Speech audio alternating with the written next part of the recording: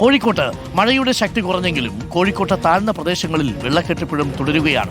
കക്കയം ഡാമിന്റെ 2 ഷട്ടറുകളും 1/4 അടി വീതം തുറന്ന് വെള്ളം പുറത്തോട്ട് ഒഴുക്കി തുടങ്ങി. നേരത്തെ ഒരു പ്രേക്ഷകൻ ചോദിച്ചു കക്കയം ഡാമിന്റെ അവസ്ഥ എന്താണ്. വലിയ ആശങ്കപ്പെടേണ്ട സാഹചര്യമില്ല, കുറച്ച് പൊക്കി വെച്ചിട്ടുണ്ട്. 1/4 അടി വീതം 2 ഷട്ടറുകൾ തുറന്നിട്ടുണ്ട്. കുറ്റ്യാടിപ്പുഴയിൽ ജലനിരപ്പ് ഉയരാൻ സാധ്യതയുള്ളതിനാൽ ആളുകളെ മാറ്റിപ്പാർപ്പിച്ചിട്ടുണ്ട്. അപ്പോൾ കക്കയം ഡാമിൽ കുറ്റ്യാടിപ്പുഴയുടെ തീരത്തൊക്കെ ഉള്ളവർ പ്രത്യേകം ജാഗ്രത ചെലുത്തുക. കോഴിക്കോട് നിന്ന് ചെലവൂരിൽ നിന്ന് സുനോജ് തോമസ് ചേരുന്നു. Sunoj, very good morning Sunoj.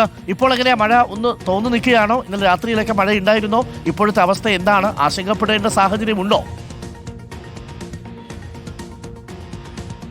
അരുമാർ, good morning. അതായത് രാത്രിയിൽ മഴ കുറവായിരുന്നു, രാവിലെ ചെറിയ തോതിൽ മഴയുണ്ട്. വലിയ മഴയില്ല, ചാറ്റൽ മഴയാണ്. ഞാൻ നിൽക്കുന്നത് കോഴിക്കോട് ചെലവൂരിലാണ്, ദേശീയപാതയോരത്താണ്. ഈ ദൃശ്യങ്ങൾ കാണുന്നത് ചെലവൂർ ഗവൺമെൻറ് LP സ്കൂളാണ്. ഇന്നലെ രാവിലെ മുതൽ തന്നെ ഇതേ അവസ്ഥ തന്നെയാണ്. വെള്ളം കുറഞ്ഞിട്ടില്ല, ഒരടി കൂടുക മാത്രമാണ് ചെയ്തത്. മഴ കുറഞ്ഞെങ്കിലും ഈ വെള്ളക്കെട്ട് ഒഴിവാകുന്നില്ല, അതാണ് വലിയ പ്രശ്നമെന്ന് പറയുന്നത്. ഇത് പൂനൂർ പുഴയോരത്തുള്ള ഒരു സ്കൂൾ കൂടിയാണ്. ഇതേ രീതിയിൽ തന്നെ പൂനൂർ പുഴയുടെ താഴ്ന്ന പ്രദേശങ്ങളിലൊക്കെ തന്നെ ഇത്തരത്തിൽ വെള്ളക്കെട്ട് അതേപടി തുടരുകയാണ്. ഇന്ന് രാവിലേക്ക് നമ്മൾ വന്നപ്പോൾ ഒരടിയോളം വെള്ളം പൊന്തുക മാത്രമാണ് ചെയ്തതെന്ന് പ്രദേശവാസികൾ പറയുകയും ചെയ്തിട്ടുണ്ട്. ഒപ്പം തന്നെ ചെറുപുഴ, മാമ്പുഴ തുടങ്ങിയ പുഴകളുടെ താഴ്ന്ന പ്രദേശങ്ങളിലൊക്കെ തന്നെ ഇതേ രീതിയിൽ തന്നെ വെള്ളക്കെട്ട് തുടരുകയാണ്.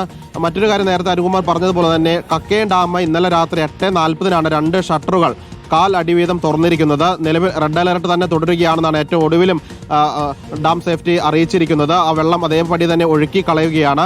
നേരെ പെരുവണ്ണാമുഴി ഡാമിലേക്കും അവിടെ നിന്ന് കുറ്റ്യാടി പുഴയിലേക്കുമാണ് ഈ വെള്ളം ഒഴുകി വരുന്നത്. അതുകൊണ്ട് തന്നെ കുറ്റ്യാടി പുഴയിൽ 30 സെന്റിമീറ്റർ മുതൽ 135 സെന്റിമീറ്റർ വരെ ഉയരത്തിൽ വെള്ളം ഉയരാനുള്ള സാധ്യതയുണ്ടെന്ന് മുന്നറിയിപ്പ് നൽകിയിട്ടുണ്ട്. പുഴയോരത്തുള്ളവർ ജാഗ്രത പാലിക്കാനുള്ള നിർദ്ദേശം നൽകിയിട്ടുണ്ട്. പല സ്ഥലത്തും, പ്രത്യേകിച്ച് കോഴിക്കോട് കോർപ്പറേഷൻ പരിധിയിൽ ഇത്തരത്തിൽ താഴ്ന്ന പ്രദേശങ്ങളൊക്കെ തന്നെ വെള്ളം കയറി കിടക്കുന്ന സാഹചര്യമാണ്. ഇടവഴികളൊക്കെ തന്നെ പൂർണ്ണമായും ഗതാഗത യോഗ്യമല്ല, വെള്ളം നിറഞ്ഞു കിടക്കുന്ന സാഹചര്യമാണ് ഉള്ളത്. ഇത് ചെലവൂർ ഗവൺമെൻറ് LP സ്കൂളാണ്.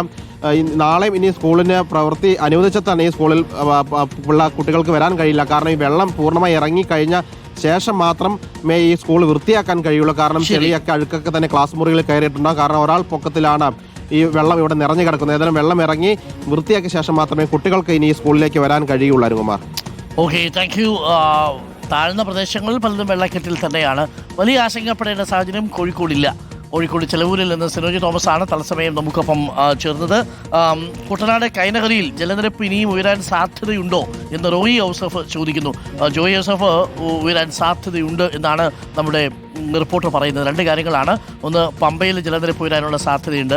അതുകൊണ്ട് തന്നെ ലോവർ കുട്ടനാട്ടിലും അപ്പർ കുട്ടനാട്ടിലും ഇനിയും ജലനിരപ്പ് ഉയരാനുള്ള സാധ്യതയുണ്ട് എന്നുള്ള വിവരമാണ് വരുന്നത്. പക്ഷേ കുറച്ച് സമയമെടുക്കും. കാരണം ഇത് മുഴിയാറിൽ നിന്നുള്ള വെള്ളം വന്നാൽ പിന്നെ പാലയിലും ആറന്മുളയൊക്കെ കഴിഞ്ഞ് അവിടേക്ക് എത്തുന്ന സമയമാകുമ്പോഴേക്ക് കുറച്ച് വൈകും. പക്ഷേ എങ്കിലും നമ്മൾ കരുതിയിരിക്കുക. കൈനകരിയിലാണെങ്കിലും അപ്പർ കുട്ടനാട്ടിലാണെങ്കിലും ഒക്കെ ഇനിയും ചിലപ്പോൾ ജലനിരപ്പ് ഉയർന്നേക്കാം എന്നുള്ളതാണ്.